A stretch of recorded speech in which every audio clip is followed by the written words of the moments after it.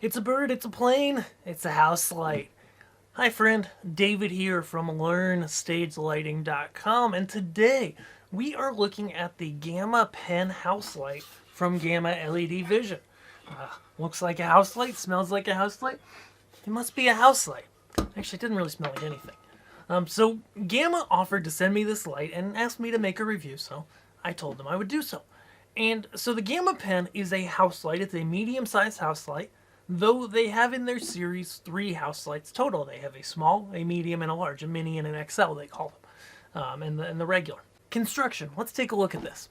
So when we're talking about a house light, this is a pendant type fixture. As you see here, it's black. See, when it hits the light, you see it a little bit, but other than that, it's very dark. It features a fixed mounting bracket that you attach to the top. Has a standard sized mounting hole on the top. Heat sink type design. Lots of fins around the side here to pull the heat away from the LED. And it features no fans. So it's completely convection cooled. You're never going to have to worry about hearing a bunch of fans if you hang this in a space. On the front, we see the lens here. Nice stippled plastic lens screwed onto the front here. And I've measured that lens to be a beam angle of 60 degrees as specified, and a field angle of around 110, 120 degrees, somewhere in the middle there. So it's very wide, very diffuse, good for house lighting. It is a red, green, blue, white RGBW house light. We'll talk about that more in a few minutes. And if we take a look at the back here, we see we've got our different connections. We've got power con for power over here. Just an input, no through. That's okay though, because this is a house light. We're not typically going to need that. And then here we've got connected our DMX through a set of terminal blocks.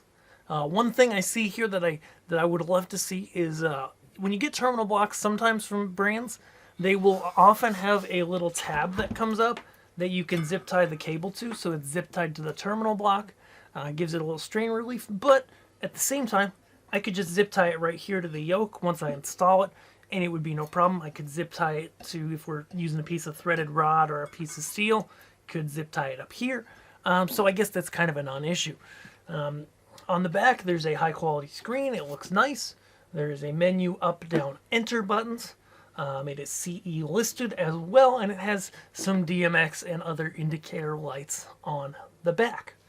Overall, build quality feels really good, and for a unit in this price range, it's not the cheapest thing out there, but compared to other models from other brands, it's really well priced. It feels like it's made with really good quality. Definitely aluminum heatsink here.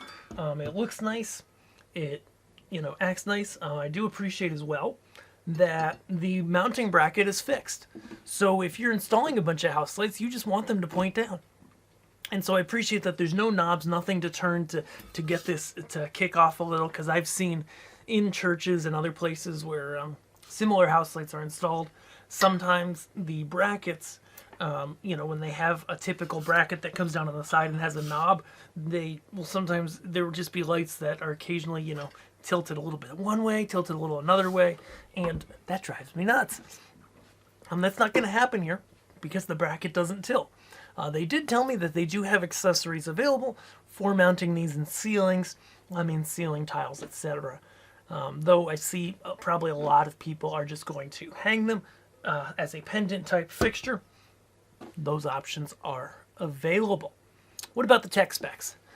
It is a 36 by 3 watt unit, so this one is 108 watts. They have the smaller unit as well, which was I believe around 80, and the larger unit, which was 165, I think.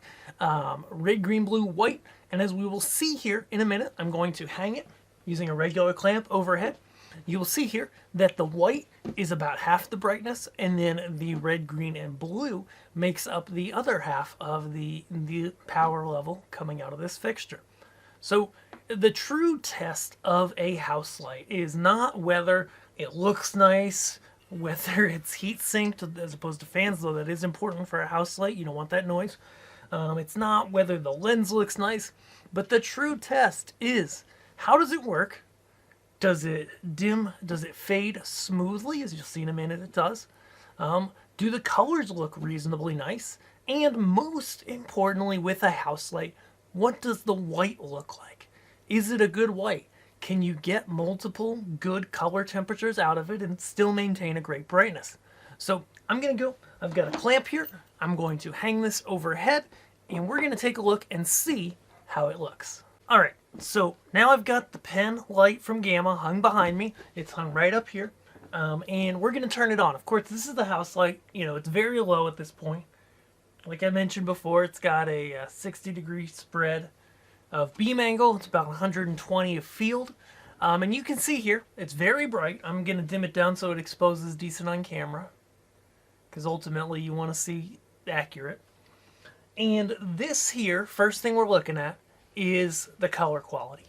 So we always want with a house light, color quality is supreme.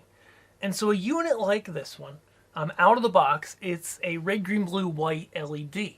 And so when we first look at those colors, we see, if we just bring them to full, I'll do it here, we get a pinkish, bluish white, right?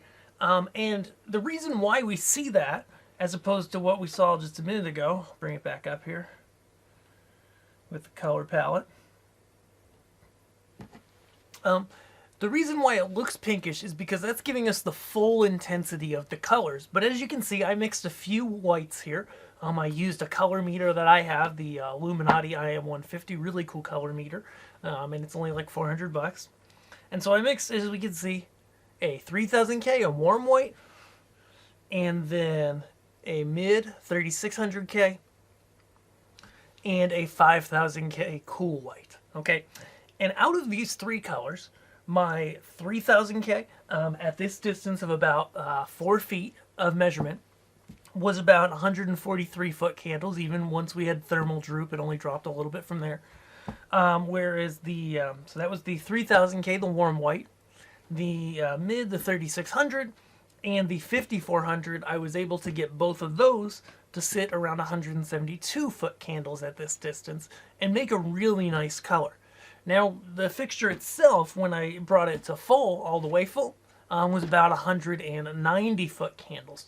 So you can probably see, like any mixing house light, that, you know, when you want to get a really nice white from a color mixing fixture, it's never going to be everything at full. It's just not going to be. But with this fixture, you get very close to that full brightness, but still retain that quality. Let's look at the colors.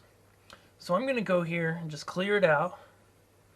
I'm going to bring it up to about 50% and then go to my color.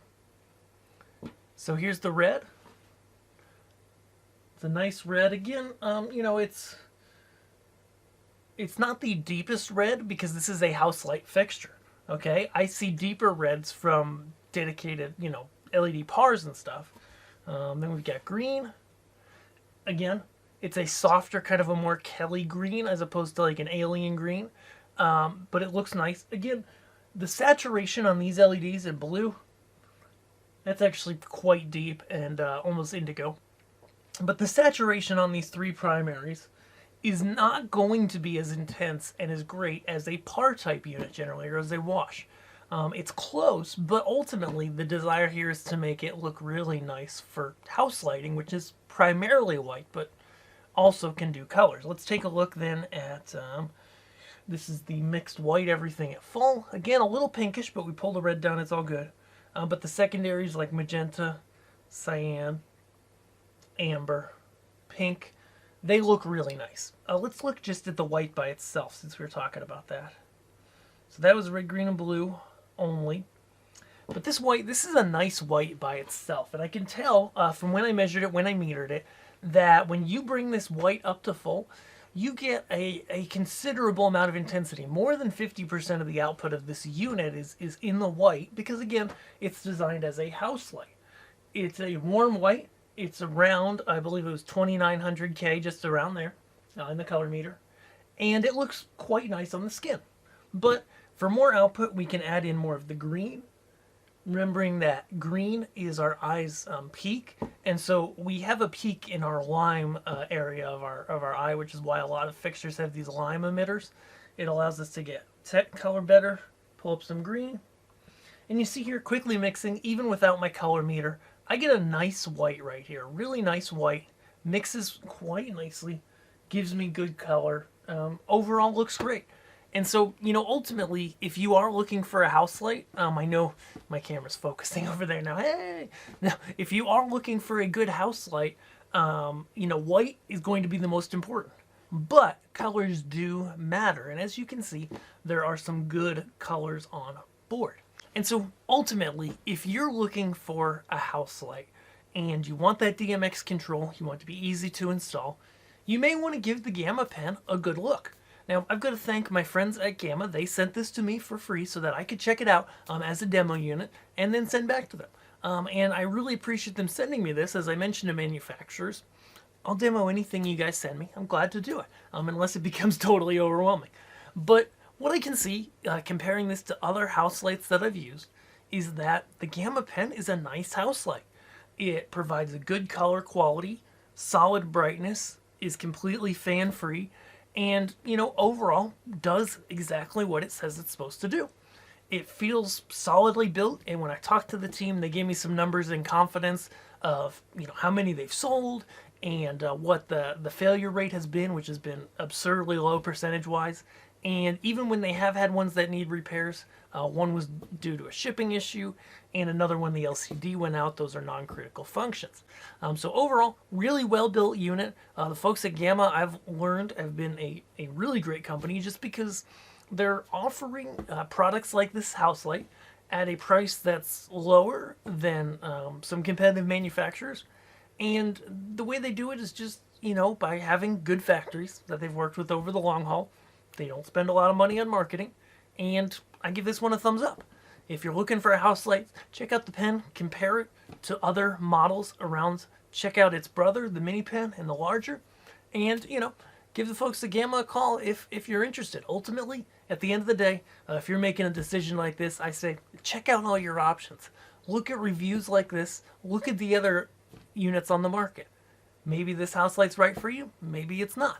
But either way, if you're new here, be sure you subscribe, and also go grab my free guide to begin with lighting. It's going to help you with whatever type of lighting you're doing to begin specifically with lighting. So I want to send you those 3 steps in your email. Check it out at learnstagelighting.com, and we will see you guys in our next video here on YouTube. Thanks for watching.